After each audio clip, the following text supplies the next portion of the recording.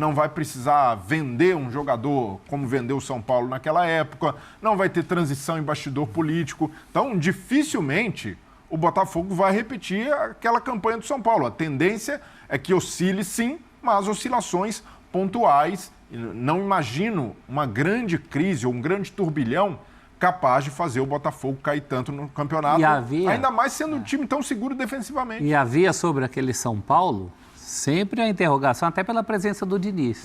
E já tinha uma expectativa, será? Até onde vai? Será que vai segurar? Nossa, 7 pontos, não é possível o quê? Mas a única diferença entre os dois é a presença do Tietê. O resto... Semelhança, né? E eu acho que o Lage não vai chegar pro Tietê e falar mascaradinho. Não tem clima. Perninha, mascaradinho. O clima tá muito bom. Eu acho que não vai rolar. Agora, tem uma sequência do Botafogo que vai dizer muito sobre esse segundo turno, que são jogos de cara. Um já foi hoje contra o São Paulo. Ok, passou no teste. Próximo jogo é aquele jogo que tem que vencer, que é o Bahia. Esse jogo tem que vencer, né? Em casa, o Botafogo está 100%, Bahia na parte de baixo da tabela, o jogo tem que vencer. Bahia também tem que vencer. Eu diria Agora, que a vantagem que o Botafogo tem, nenhum jogo ele tem que então, vencer. Mas tem jogo que é para vencer e tem jogo que é onde você pode negociar essa gordurinha, que são aqueles jogos ali na sequência, ó. A vantagem, porque o jogo que você tem que vencer, que você é obrigado a vencer, é aquele último dos últimos, que se você perder, você está eliminado.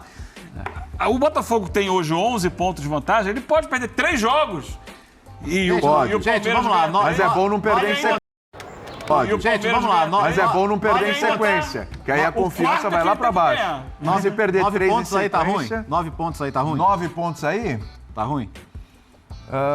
Uma vitória sobre o Bahia, uma vitória sobre o Goiás. Ou ganha as 3 em casa e perde as 2 fora, ou ganha Bahia e Goiás e empata as outras 3. É sempre 9 pontos. Eu acho que não tá ruim, não. Não, e mesmo no turno excepcional que fez 12 desses aí, porque para o Goiás foi a primeira derrota. Foi a primeira derrota. Lá em Goiás.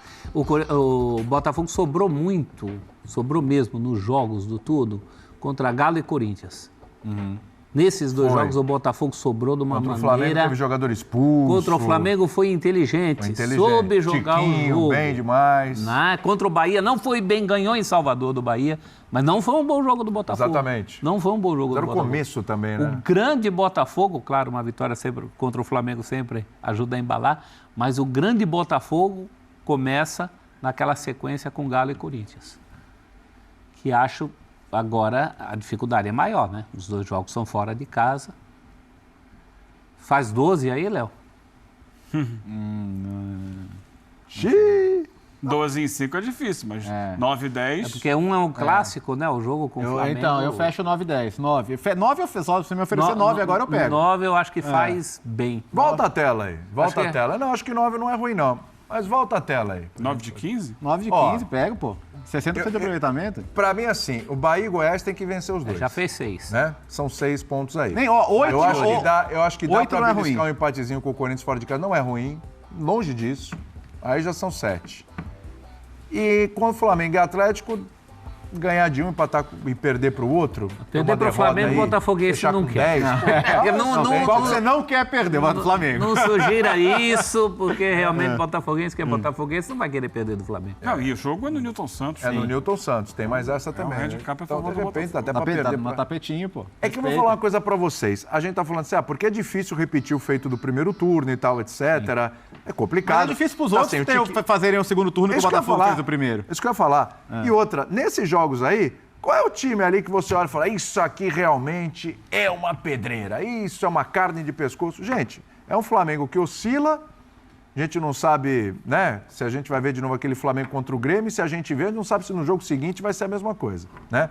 O Corinthians, envolvido ainda em outras competições, né, Sul-Americana, mas também é um time que a gente não tem tanta certeza, não dá para cravar, o Corinthians vai ganhar esse jogo.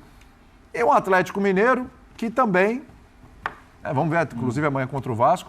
Então não tem nenhum bicho-papão, não tem nenhum time que você olha e fala, aqui o Botafogo vai quebrar a cara. Não tem. Não, o Botafogo compete todos esses times, incluindo o Flamengo.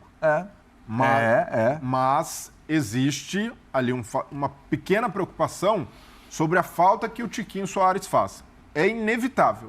O Botafogo sente falta do Tiquinho Soares. Não é ali, nossa, terra arrasada, não existe mais o time. Bruno Lage tem buscado soluções, hoje foi com o Janderson, mas o Janderson ainda é muito jovem, desperdiça uma oportunidade hoje. Fisicamente, até que ele entrega bem. Um cara que disputa com os zagueiros, tenta sair para fazer o pivô, muito do que o Tiquinho fazia, mas não com a mesma qualidade. E a frieza na hora de finalizar é completamente distinta. E o Diego Costa? E o Diego Costa não está na forma física ideal. O Bruno Lage reconheceu isso, até para justificar o fato dele ter colocado o Diego no banco. E o Diego, em campo, foi visível também que precisa subir alguns degraus fisicamente. Então eu acredito até que nesses 2 primeiros jogos, contra Bahia e Flamengo, ele deva continuar como reserva. A tendência é a manutenção do Janderson. Vai ganhando minutos, aos poucos. Vai ganhar minutos, mas ainda... Mas para ser titular demora. Não, e ótimo que o Botafogo tem um cara como ele, até para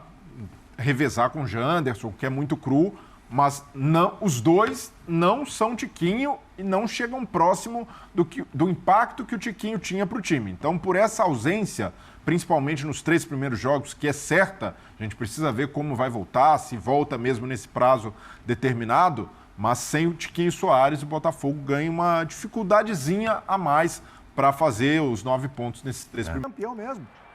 Ele se dá o direito desses empates, até porque não tinha empatado antes. Sim. O Botafogo tinha só derrota. É verdade, o e Botafogo um vitórias. tempão só ganhava ou perdia. Então, Quase sempre o Botafogo ganhava. fazia 3 pontos. Não tem direito a fazer umzinho de vez em quando?